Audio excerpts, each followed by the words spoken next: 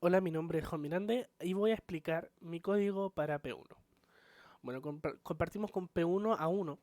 Definimos close-all, clear-all, format-long, más que nada por costumbre. Definimos la variable usar. Definimos un alfa 1, un n igual 19, con un alfa perteneciente a los reales. Y definimos los vectores x e y, que se nos dan como, por así decirse, datos en el enunciado.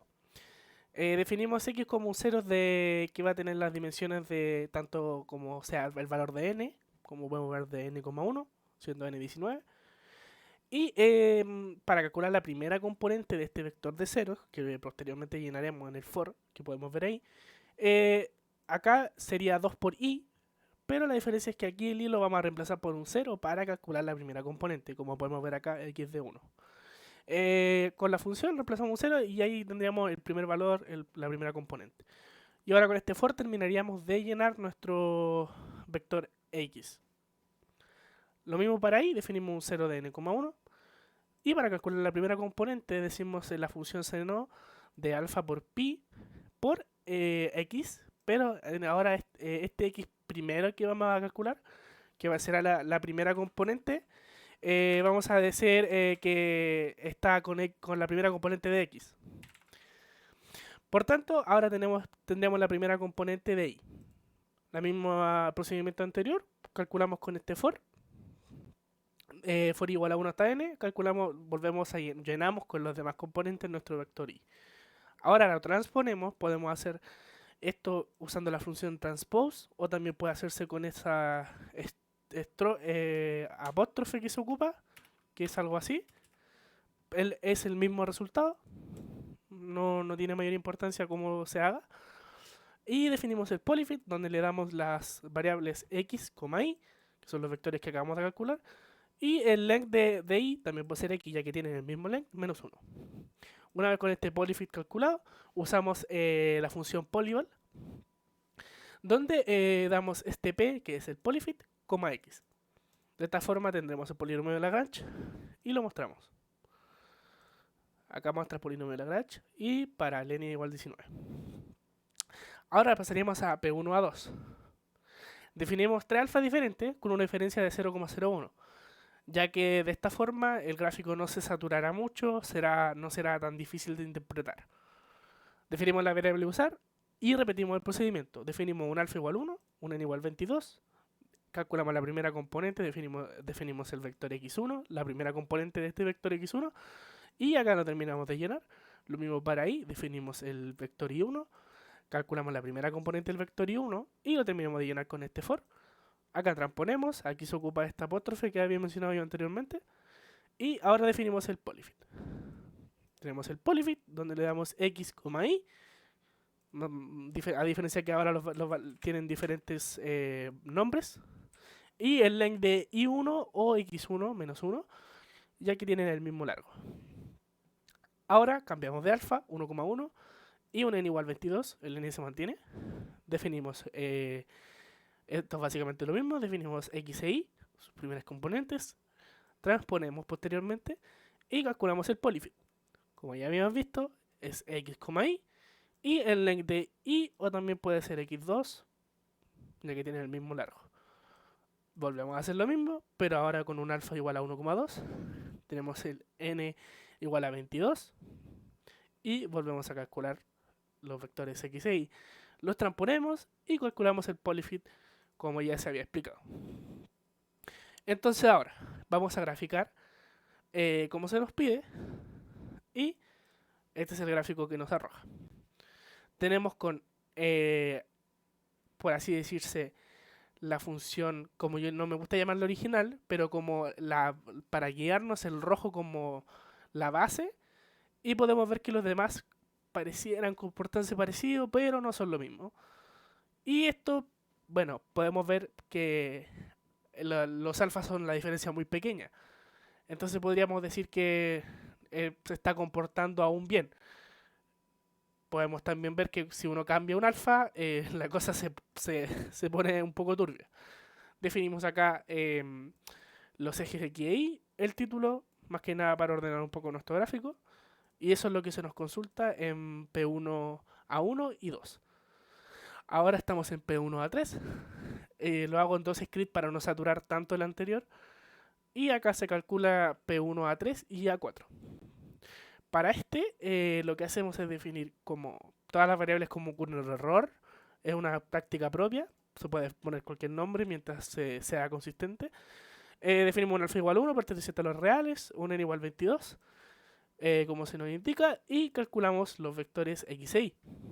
El mismo procedimiento anterior, acá no cambia nada. Acá transponemos, tampoco cambia nada.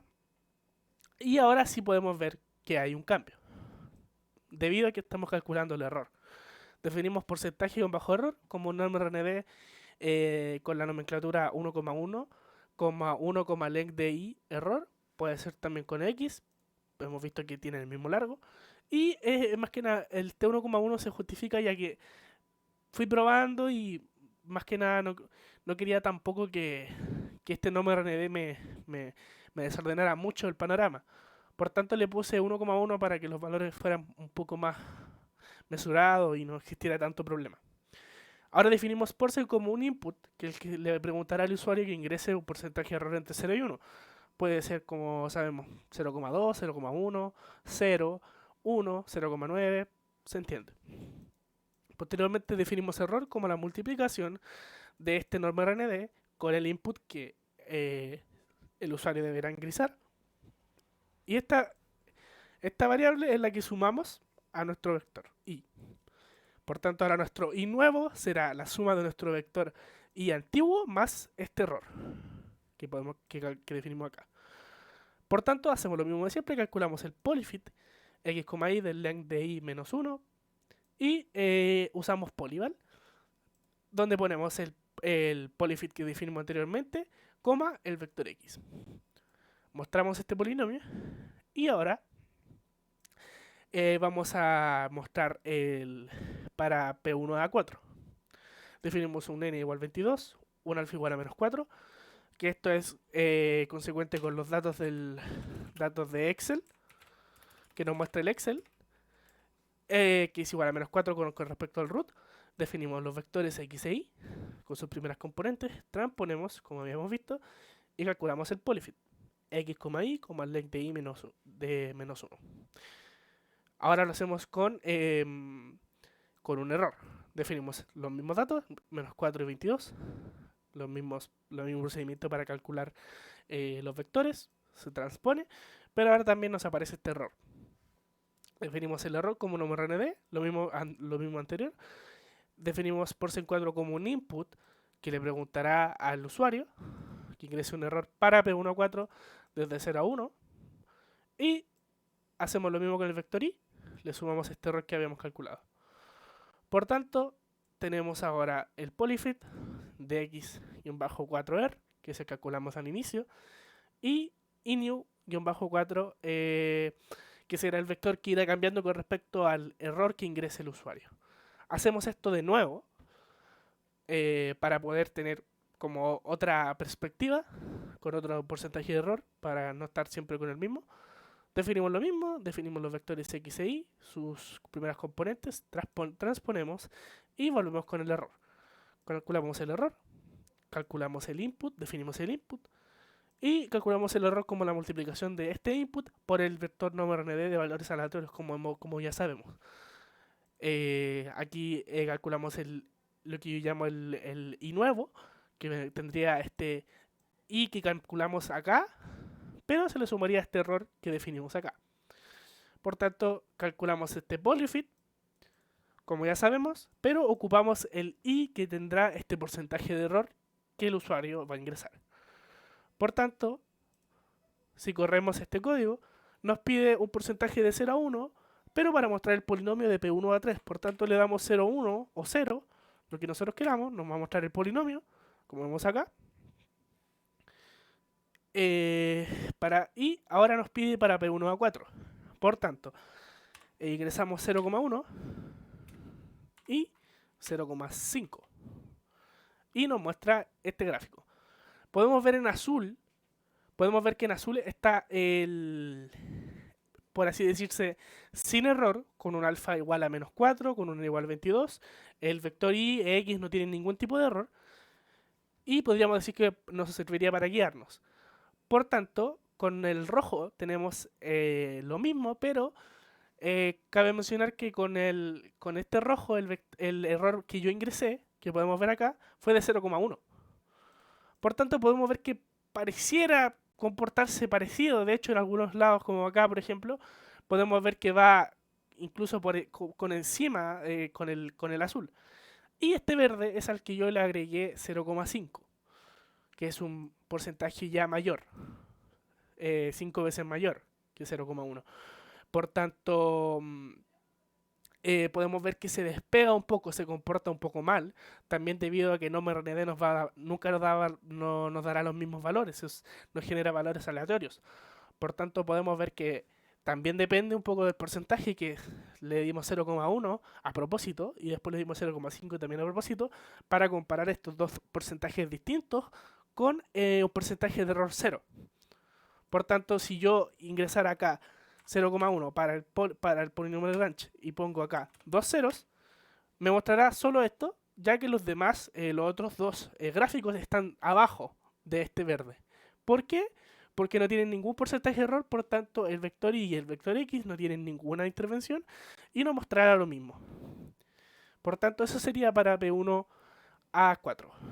Ahora con P1B definimos los valores que se nos entregan en el Excel según nuestro root, como y su y como xy, como un linspace de menos 1 a 1 con 22 puntos. Ahora transponemos este vector y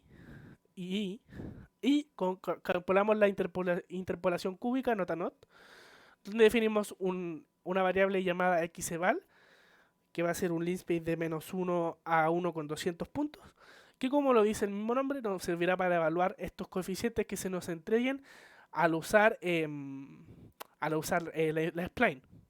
Por tanto, definimos interpol como la spline de xy, y como habíamos dicho antes, tenemos este xeval, donde ocupamos la función ppval, que le damos la nomenclatura de xeval, interpol, que sería nuestra spline. Por tanto, así evaluaríamos. Y acá está comentado el gráfico, ya que no se nos pide graficar todo, solo se nos pide graficar lo que nosotros elijamos con respecto a nuestros datos. Y como ya se podría saber, no fue nota-not. Ahora con natural es básicamente lo mismo, pero definimos la spline de xy, y, pero está con la última y la primera con 0. Por tanto, esa sería la natural. Y definimos los valores, usamos ppval, usamos el mismo xeval que habíamos definido antes, pero ahora ocupamos el interpolnat, que vendría siendo el natural. También están comentadas la figura de que no se nos pide. Y ahora tenemos el anclado o clamped, que como podemos ver acá está anclado entre 1 y 1. Es lo mismo básicamente, pero este está entre 1 y 1 anclado, como se dice el mismo nombre.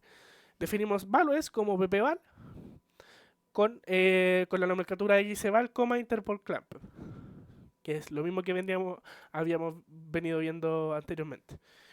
Por tanto, ahora también está comentado, ya que esto se hizo posteriormente.